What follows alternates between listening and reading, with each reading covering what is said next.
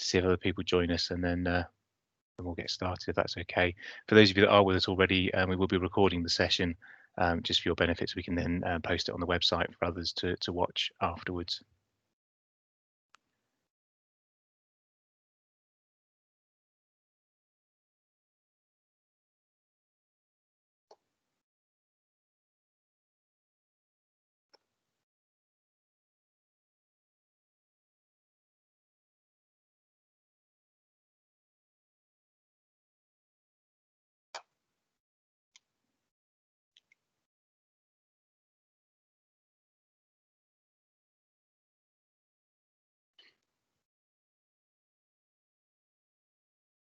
Okay, well, I'll make that a couple of minutes past, so we'll get started, and I'm sure more people will join us as we get going. So welcome everybody to day 3 of the Festival of the Future as part of Digital Leaders Week. My name is Steve Elwin. I'm the Head of Workforce Transformation and Digital Workforce for the Our Dorset Integrated Care System, and I'll be your host and facilitator for this session. As I said, for those of you that already heard it, but for those that haven't had the benefit of the announcement, we are recording the session, and the recording will be available via the Dorset Council website during the week of the 19th of October. If you are using Twitter and would like to tweet about your attendance at this event and any content events, please feel free to do so using the hashtag Futurefest. It would be great to obviously see your comments on social media. You'll notice that in the chat box, we've just added in the camp rules there for the festival. So please do make sure that you stay muted throughout and keep your cameras off. It just helps with broadband width and streaming. And as I said, please do feel free to post any questions in the chat box. I'll be collecting those up throughout so we can pose those to our speaker at the end in the Q&A session. And as I said, please do share anything on social media. But most importantly, we hope you enjoy the session. Last thing to say is you can follow us on Twitter at Digital Dorset, and you can sign up on there as well to the digital e-newsletter on our Dorset Council website. So that's all the main announcements from me. So it gives me great pleasure to introduce you all to our guest speaker for this session. It's David Farrell. David is the Head of Digital Readiness at Health Education England, and he should be talking about Health Education England's Digital Readiness Programme. This is a nationally led delivery programme that is aimed at ensuring that the health and care workforce of today and tomorrow has the capacity and capability to deal with an ever-growing demand for future health services in a world of ever-increasing demand for digital services. And David will be sharing from his own experience some of what he thinks are the key elements for establishing a digitally ready workforce. Sounds fantastic, David. So we'll hand over to you. Welcome. Yeah, thanks, Steve. That sounded really bad. That 2 sentences, really long thing. So afternoon, everybody, and thanks for the invitation to speak today, and thanks for joining me. The programme itself is really jam-packed, so no excuse for sort of not finding areas of interest for you, and I'm sure. So as Steve said, I'm David Farrell. I'm Head of Digital Readiness at Health Education England, and Health Education England's role in the NHS health and care system is to ensure the workforce of today, and I guess importantly tomorrow, has the capacity, capability to deal with demand for future health services. So very much in the news. My own particular interest is around the digital elements of the workforce. So I head up a programme of work with the same name, basically, Digital Readiness, and that's aimed at addressing that need. Today I'm just going to talk to you about some of the experiences around building a digital ready workforce in the NHS. Not a minor piece of work, as you'd imagine. It's very iterative as we go, but I hope there's some areas that resonate with your own work or your own interest or your own thinking with that. So first thing I want to do is share my slides, don't I? Right, so where are we? There we go. Right, so okay, so first up, I was told to do something a bit more interesting. So you'd have noticed the Northern England accent here, but I was sort of keen to relate to something Dorset today. So I thought I could draw maybe a bit of an analogy with the work we do. And it brought me to everyone's sort of favourite sweet, or in my case, leave it on the TV for the little ones, Peppa Pig. So I thought, Peppa Pig World, that's Dorset. It isn't, is it? It's in Hampshire. So this is my first sort of fail in the afternoon was and I was struggling to find too much analogy anyway with some digital pigs. I'm not sure how we do that. And like I say, it's in Hampshire, but not to worry about, because we have this. the Bovington Tank Museum. So, and well worth a visit if you haven't got around to it yet. So one of the gems in the area, right? So if you're a tank expert, don't be expecting too much from this, by the way. So it's just purely a way of some very hastily collated pictures. I have a very tenuous link to what I'm talking about. So let's crack on, and we can start in the digital world by highlighting a number of sort of big challenges we face here in building a big digital ready workforce. These will resonate with you in whatever area you work in, and probably whatever industry you work in as well. So firstly is there's going to be lots of tanks. Firstly is the actual technology in the environment. So our frontline staff in the NHS often say, "So our digital's great and we understand all this, but what we really need is some actual devices that work with connectivity and policies that allow me to use it." So anecdotally, we see things like hospital staff or nurses, they're coming to work, lock their smartphones away after work in the locker, and then after work return to their life and run their life via it. So it's and that's again probably typical of a lot of workplaces. We still have restrictions around things like social media use and using promotion for that. So a big challenge there.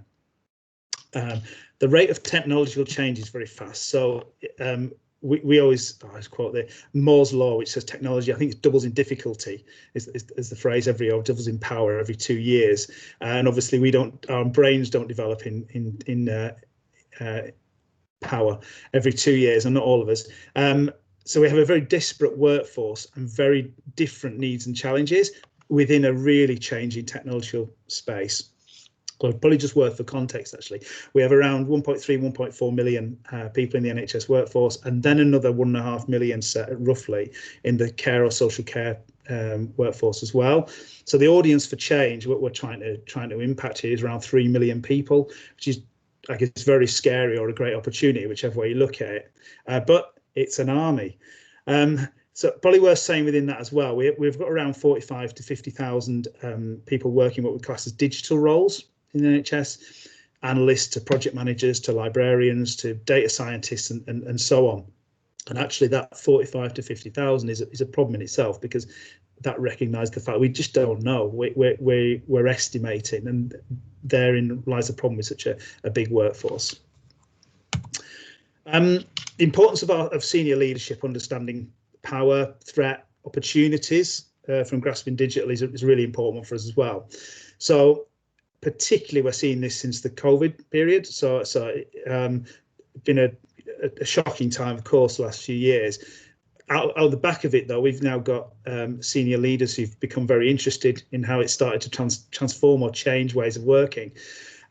So adaptability really important for us, for individuals, and I guess that's around people learning and exploring areas outside their comfort zone, and working better in a digital world, digital environment. But through the COVID period, we've seen, for example, massive adjustments. So a massive increase in patient remote consultations in the NHS is a good example there. But the likely outcome of this means we'll now see a new and increased demand, we already are seeing, for digital services.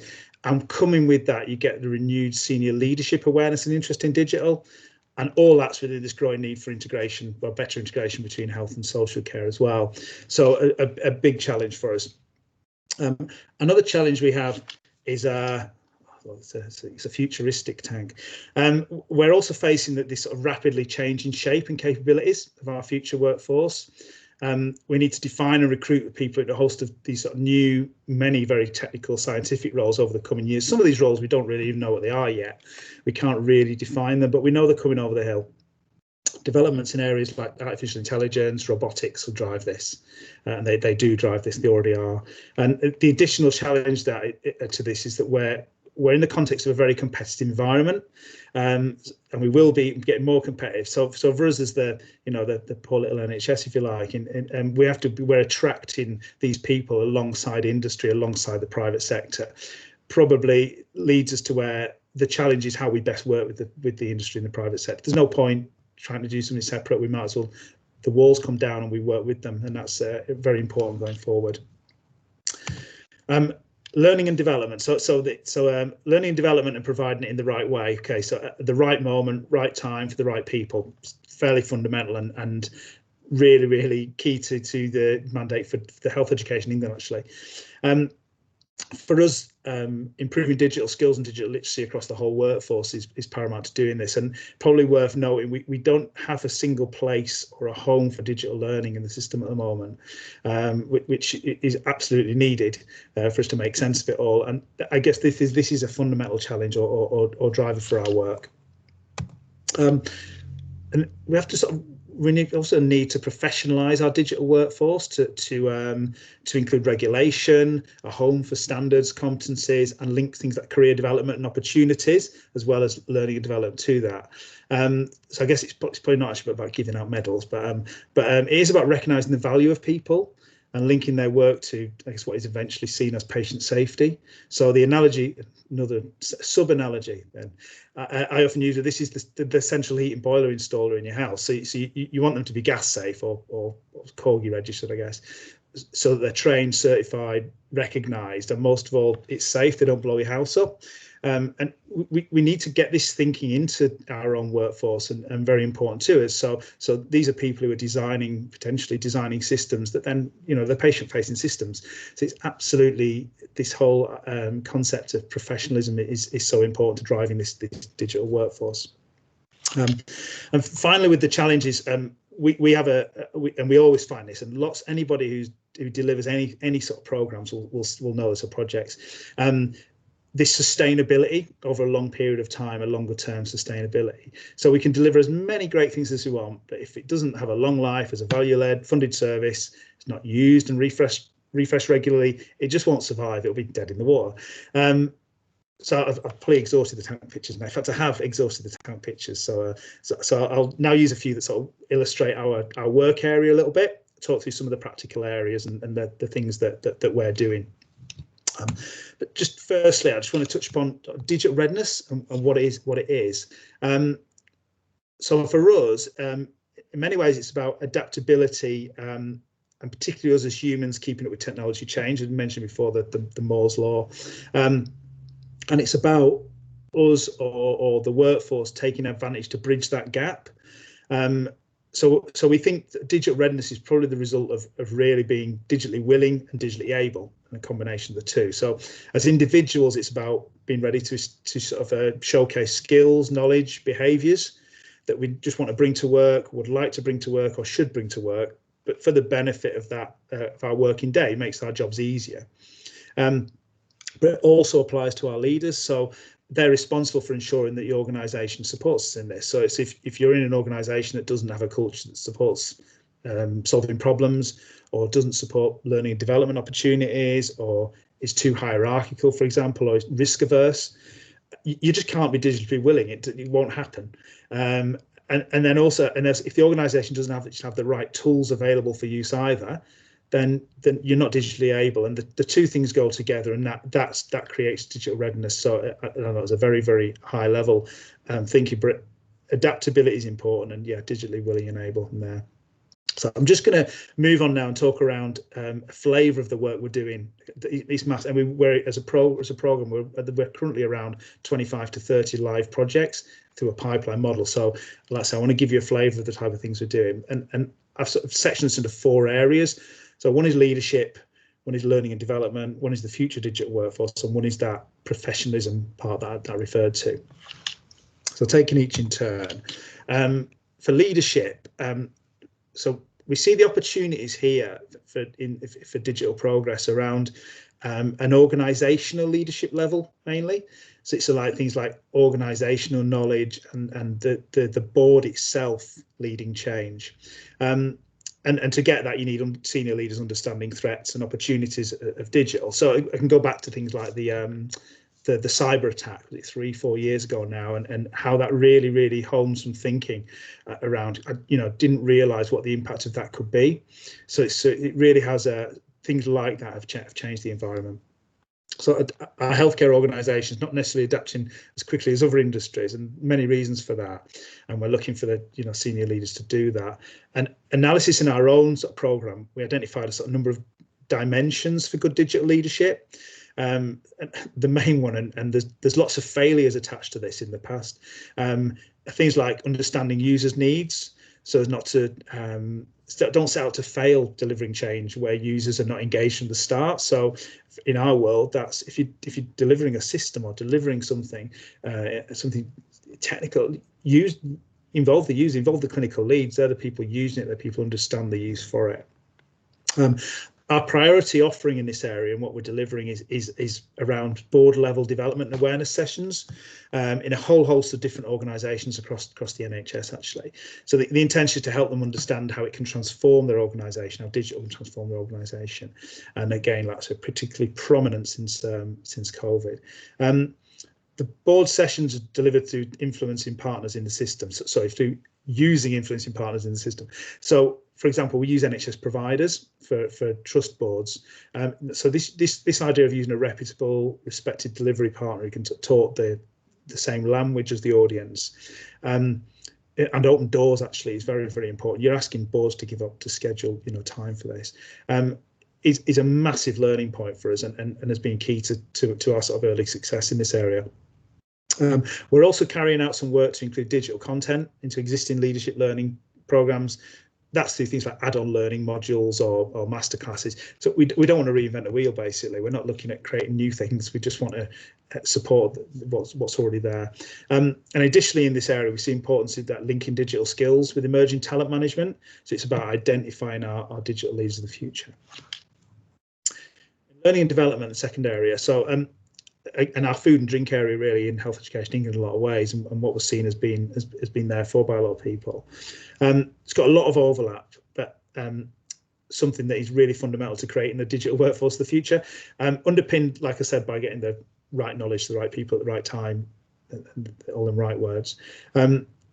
So this for us is about people in the workforce also being comfortable, being confident and better equipped to work in a digital environment. So when we've started to talk about things like the benefits of our work, and we all do business cases, and we look at the value of it, these are very soft benefits. These are people who are happier in their work, who feel more comfortable, more confident, and retention starts to sit to that. These are people who are happy to stay within their role and want to develop within their role. And this is about equipping them with the knowledge and the right things to enable them to do that. So for us, it's about providing easy access to learning and development, actually. So includes both specialist content and more general content. So, for example, popular patient apps are a really good example of something that a lot of our frontline staff require knowledge of. So when you go out to a diabetes patient and they're more informed than you, it's absolutely right. You need to understand what this technology is telling the patient as well as can tell you. And also social media use is a good example as well, actually. So you'd be surprised the number of people who probably might not think, but you probably know this, won't think before they would use social media, but it can be a very powerful tool in a positive way. So it's around enhancing or harnessing that within the workforce as well. So this learning content for us is underpinned by things like we've got developed a self-assessment tool, which develops is really good. It then intelligently sort of signposts you to the appropriate learning. It sounds very simple. There's a lot going on in the background, but an important tool for known people that do that. And we've also, given we don't have one, we've taken a decision to create a recognisable home for all our digital learning, and that's the establishment and now expansion actually of what we call the NHS Digital Academy, made up of a host of formal learning programmes and individual bits of learning such as modules, and we're able to curate, open up to a far wider audience as well, which is really the positive part of it. But again, it all fits within individuals' needs going forward, and also we can things like have it accredited by professional bodies learning, so it means something, that it links to something.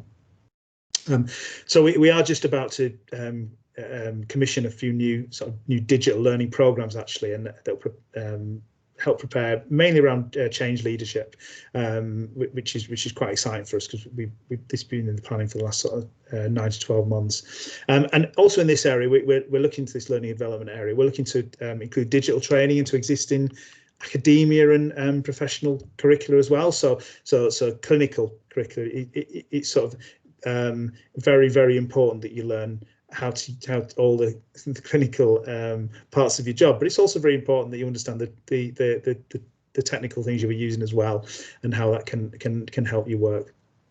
So finally, two areas I'm covering, isn't there? There's the future digital workforce. So this is around, I guess, us recognising there's this urgent need to build the future workforce, the right skills and shape going forward.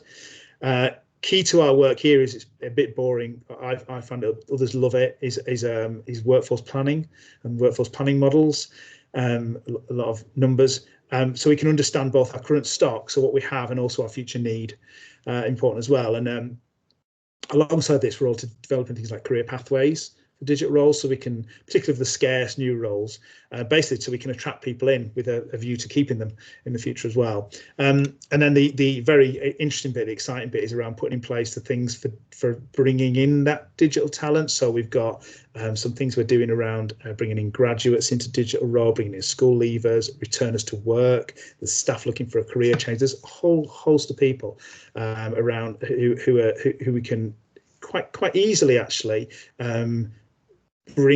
put things in place to help them find a digital career in the NHS, and practically what we're doing for filling vacancies, of which there are quite a lot. Probably the other thing to mention in this area as well is that that link to industry, so cross-industry collaboration. And for us, it's probably starts to take us towards things like flexible resource models.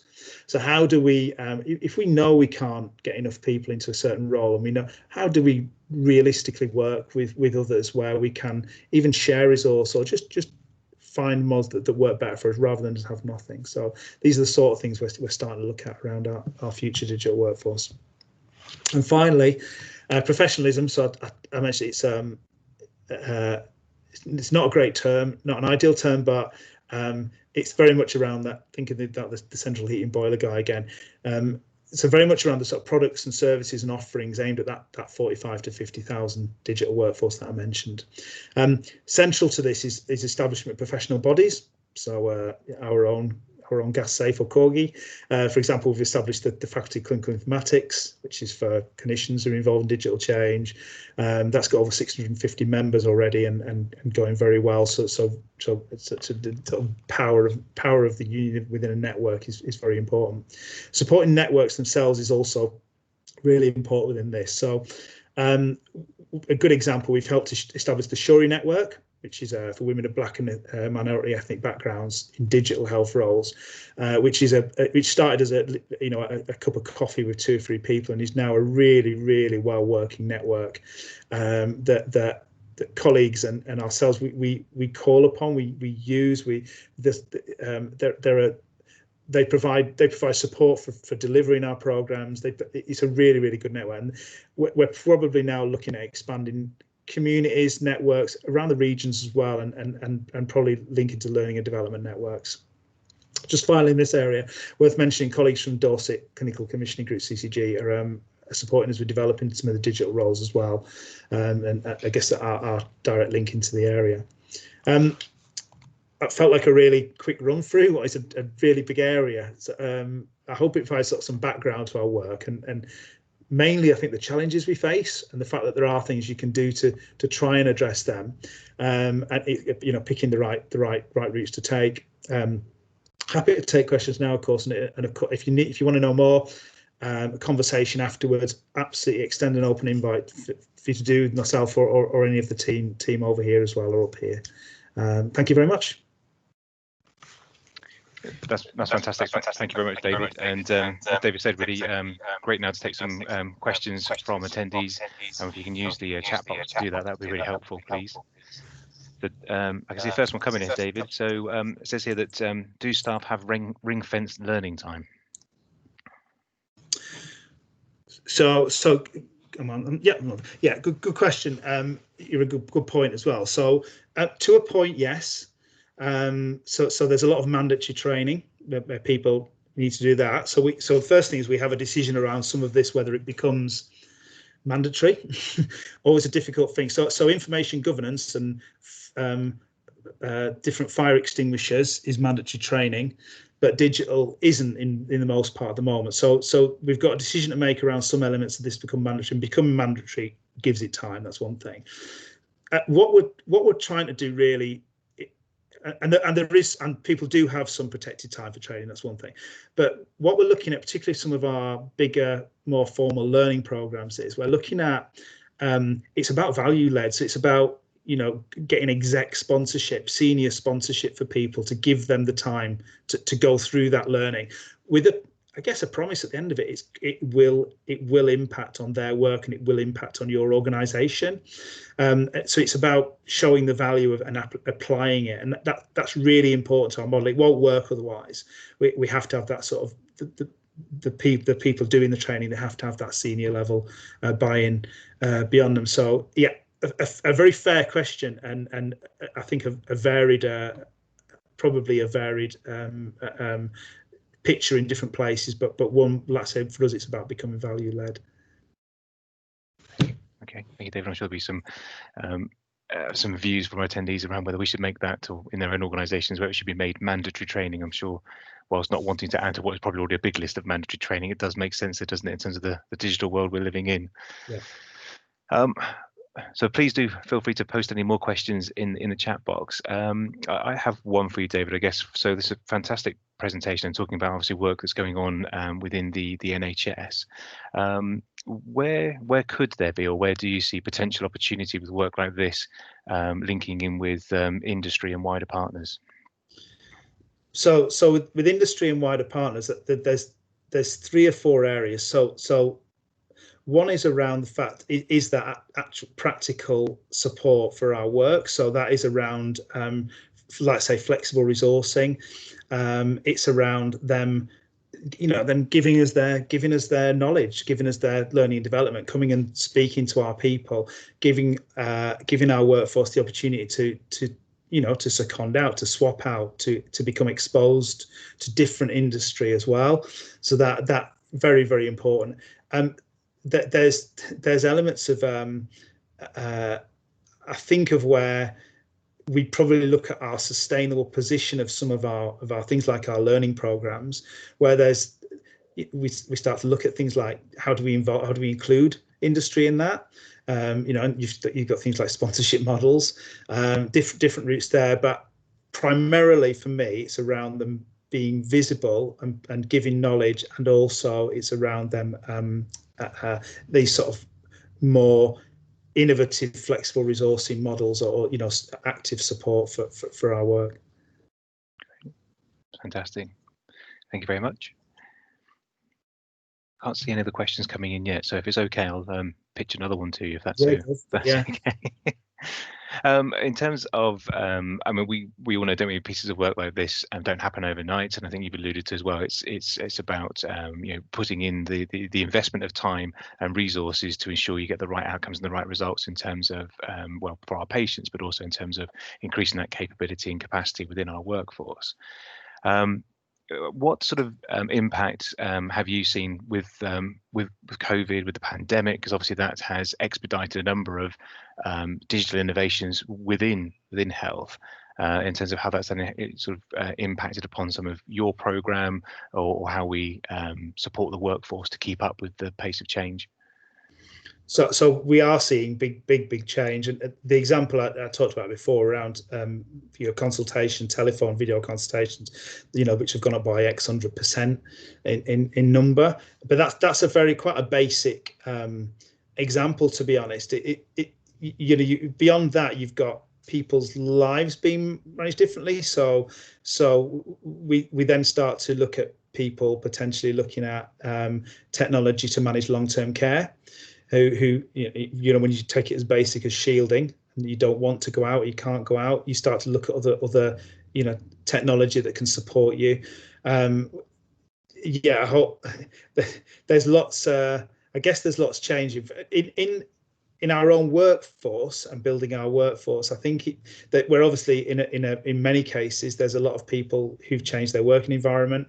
That's been a change for a lot of people, but there's a lot of people whose job hasn't changed. They're still going into a hospital and treating patients. I think in the future, there's an opportunity now, probably I'd say a relatively short window. It probably could be longer, around grasping the mettle of that and how we how in the next few months we really look at the parts of that have added value and take it forward.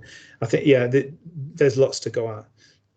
Yeah, and there's certainly lots of if ever anyone was to try and, I guess, draw some positives from what we've been through as a country, actually the sort of advancements that have been made in terms of digital and healthcare have been one of them. But like I say, I think it's about how we then support the workforce to keep up with that and adjust and adapt, or adopt and adapt, I guess. That thing around the senior leadership interest is you look for positives sometimes, I think, and there is a big positive at the moment in this. There is a real how do we properly use this to transform our organization? It's a real it's again, it's something you have to really try and harness while you can, I guess. So yeah, it's yeah, it's a good way of using it, harness, and very much about where the energy is at the moment and harnessing that and helping take it forward. Great. Okay. Just looking across again to see if there's any other questions come in. I don't want to hog all the airtime and all the questions. I can't see any more coming in from our audience at the moment. Is there anything else from your perspective, David, that you wanted to sort of add to what you've presented, or anything else that you wanted to share?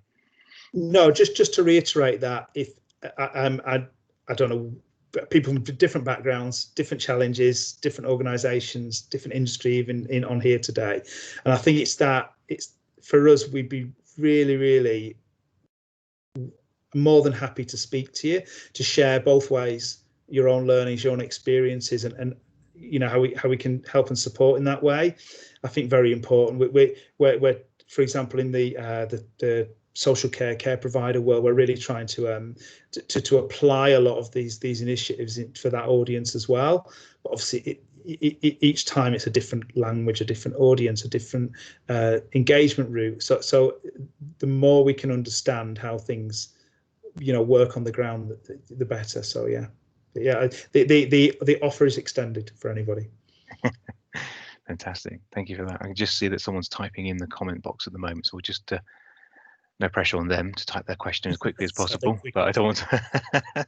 I've also, I don't. She might be sitting mute in the background, but Henrietta Bankers is I notice is on the call, and she works very close. She leads. She had a blended learning at Health Education England, and she leads our digital literacy area. She may have one or two things to add, particularly on the post-COVID. I don't know. You might not.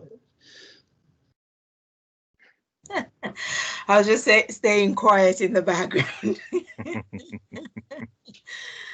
So no, I think you've described the work that we're doing really well, but certainly I think post-COVID, what has become more and more apparent is the use of various approaches to learning. So as Dave mentioned, in terms of our blended learning program here in HEE, we are beginning to think about how we train our undergraduate nurses. I say undergraduate, it's more pre-registration because they could come from a couple of routes, undergraduate or postgraduate, but pre-registration nurses using blended learning approaches. And I know the system keeps asking the question, but what's different to putting our courses online to what you are beginning to describe? And what we are saying is actually people have put courses online as a COVID measure, but actually the blended learning program was something that we started or set up before COVID hit. COVID has only just illuminated the further need for it.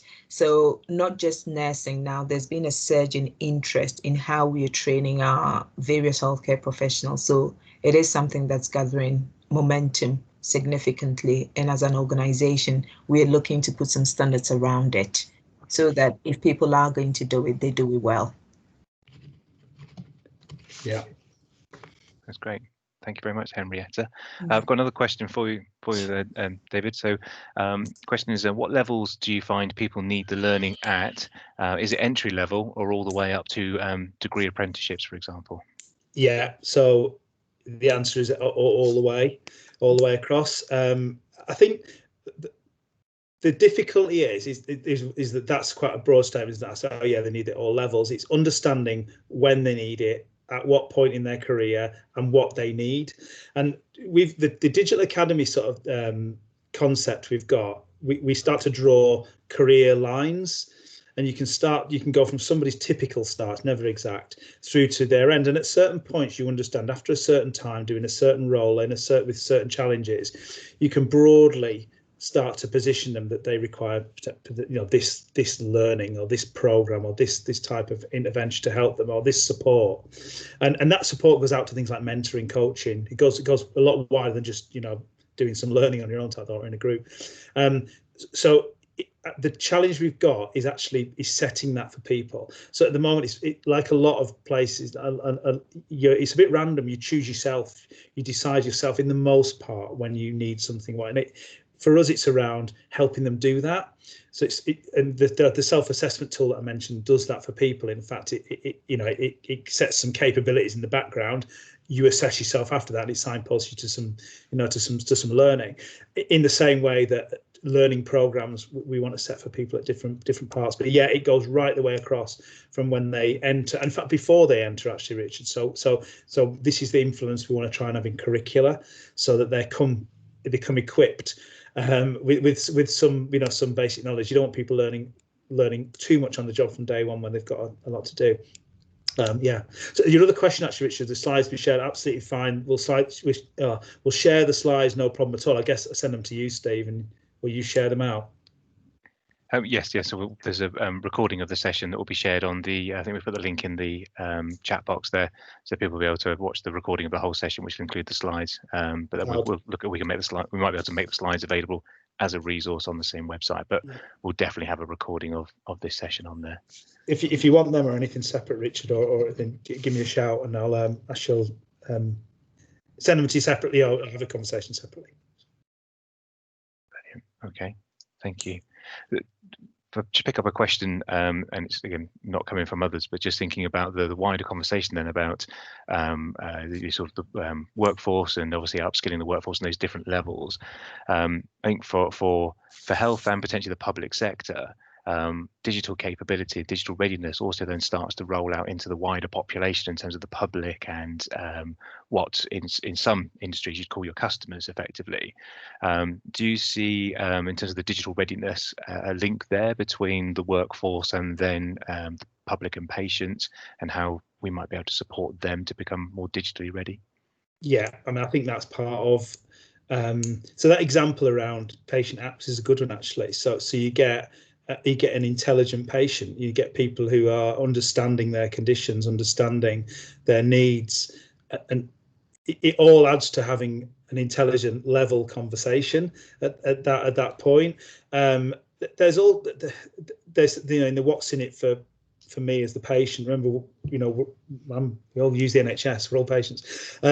There is that as well. I think there's an element of confidence and safety that this gives patients. So if you've got a workforce working at the maximum level with the full understanding of everything there available to them, that systems that give them information and interpret information and make decisions a bit easier, I think it breeds a lot of confidence in patients, I'm sure.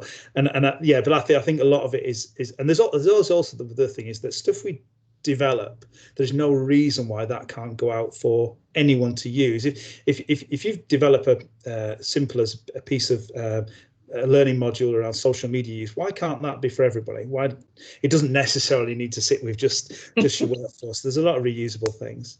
Henrietta, anything now? Yeah, no, I just wanted to add as well, really, really good question. And as Dave has said, fundamentally, the 3.1 million or the 3 million or so people that we are trying to get digitally literate are at one point patients and citizens or customers as well. So for us, if you have this 3 million army who are then seeing good numbers of other people who are patients, there are real opportunities certainly I know within health that every healthcare professional has an education element to their role in terms of patient education, and what an opportunity to take as we move into digital, take opportunity to really talk to patients or understand their digital literacy skills. And if you are prescribing things or showing them things to do or use, understand where they are at and how you can direct them to other resources. So that's one way of doing it. I mean, obviously, we as a program are not formally looking at patient education. However, as a directorate, we work very closely with our knowledge and library services colleagues who are also looking at this from a health literacy perspective. And the relations between health literacy and digital literacy is extremely strong.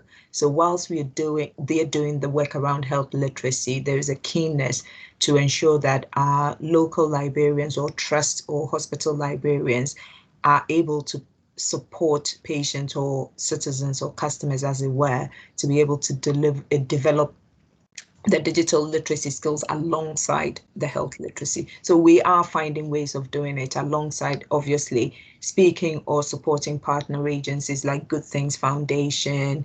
There's a coalition where Barclays Bank, Barclays Eagles, or Lloyds TSB. So there's significant amount of work going on to bring together digitally excluded citizens, and we are very much aware of those and learning from those as well. Great. It sounds fantastic, and I know in Dorset we're looking at that sort of model and how we can support patients, as you say, or public in Dorset, and how we can enrich the roles of our NHS staff by potentially releasing them to actually from their time to actually spend some time giving back to the community in that way and actually engaging with the public, which I think would be hopefully be a fantastic model we can get off the ground. So it's good to hear your sort of support as well for upskilling the public. Fantastic. Okay, well, I don't know about everybody else, but I can certainly talk about this all afternoon, but that's me being a little bit selfish. It looks like we haven't had any new questions in the question box, so and we are coming to the end of the session now, so I think it's probably a good point at this stage to bring things to a close. Firstly, just want to say, David and Henrietta as well, thank you both very much for your support and your input into the session. It's been great to have you here and great to hear what you have to say and share. Thanks very much to our attendees as well. Lovely to see all of you, and I hope you really enjoyed the session. Please do feel free, as we said before, to talk about it and tweet about it on social media using the hashtag Futurefest. And don't forget that this recording and many other recordings will be available via the Dorset Council webpage. But for now, that's the end of this session. Again, just to say thank you all very much. It's been great to see you. Thanks very much. Thanks, Steve. Thanks all.